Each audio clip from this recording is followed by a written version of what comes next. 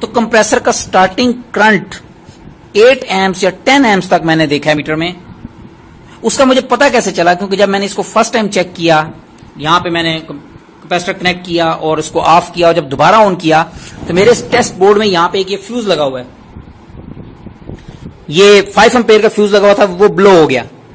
Even कि उससे पहले कभी फ्यूज ब्लो नहीं हुआ 5 एम्पेयर का। उससे मुझे डाउट हुआ कि मे बी कंप्रेसर डैमेज हो गया, क्योंकि मैं फर्स्ट टाइम एक्सपेरिमेंट कर रहा था, और सेकंड मे बी मैंने कहा करंट ज्यादा गया है। तो मैंने फ्यूज दोबारा नया लगा के जब दोबारा ऑन किया और फिर क्लैंप मीटर को यहां पे रख के कंप्रेसर को स्टार्ट कमांड दी, तो मैंने ऑब्जर्व किया कि 8 एम्पेयर या 10 एम्पेयर तक की स्पाइक आई। वो मैं अभी दिखाता हूं। अभी 1 मिनट हो चुका है मेरे ख्याल कंप्रेसर को ऑफ हुए, हम फौरन स्टार्ट कर सकते हैं इस रिले की वजह से, इसलिए मैंने ये लगाई थी। तो अब अगर मैं यहीं पे इसको दोबारा स्टार्ट दूं तो फिर हम यहां पे मीटर में देखेंगे कि कंप्रेसर स्टार्टिंग करंट कितना लेगा, जो उसने पहले 2 एम्पेयर भी नहीं लिया था, रनिंग कैपेसिटर नहीं लगा हुआ था जब। अब मैं इसको ऑन करने लगा हूं, ये 5 एम्पेयर की एटलीस्ट स्पाइक आई है यहां पे। ये डिफरेंट टाइम पे डिफरेंट आ सकती है, लेकिन ज्यादा है। इट मींस कि अगर मैं यहां पे 4.5 माइक्रोफैरेड का कैपेसिटर लगाऊंगा, जो मैंने अभी लगाया हुआ है, तो उसने 6 एम्प की स्पाइक दी है। मे बी मैं दोबारा ऑफ करके ऑन करूं तो वो 10 एम्प्स की स्पाइक दे। जितने माइक्रोफैरेड ज्यादा होंगे उतना स्टार्टिंग करंट ज्यादा होगा। अब क्यों होगा इसकी रीजन मुझे अभी नहीं क्लियर।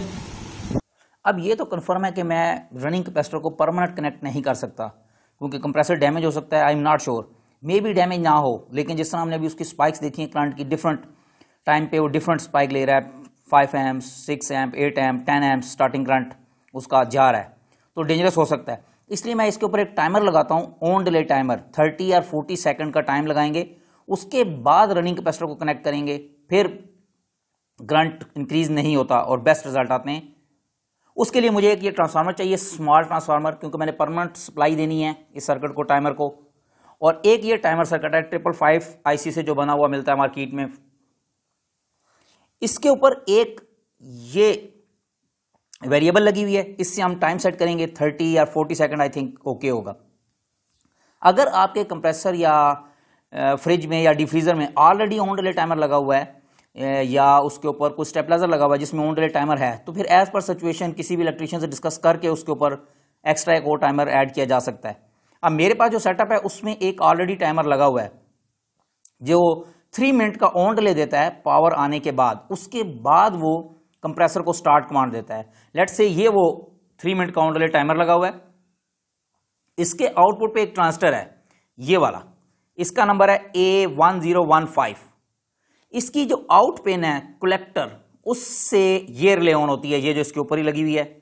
सेम पॉइंट से मैंने एक वायर लेनी है और वो एक अनदर टाइमर लगाऊंगा। लेट्स से मेरा ये वाला ये टाइमर लगा हुआ है एक यहां पे, और एक और टाइमर मुझे चाहिए होगा ये वाला। ये टाइमर 3 मिनट ऑन डिले है। पावर ट्रांसफार्मर को आती है, जैसे ही पावर 220 वोल्ट एसी आएगा, इस सप्लाई आ जाएगी इस ट्रांसफार्मर को, इससे 12 वोल्ट डीसी यहां पे आ जाएंगे और ये 3 मिनट का ऑन डिले टाइम स्टार्ट हो जाएगा। इसके बाद कंप्रेसर ऑन होगा। जब ये ऑन हो जाएगा तो इस ट्रांजिस्टर से मैं 12 वोल्ट आउटपुट पे लाऊंगा, जिस तरह ये वायर मैं लेके आया हूं, और यहां पे इस टाइमर को 12 वोल्ट सप्लाई में तब दूंगा। उसके बाद 40 सेकंड काउंट हों और ये रिले ऑन होगी, इससे रनिंग कैपेसिटर में ऑन कनेक्ट करूंगा।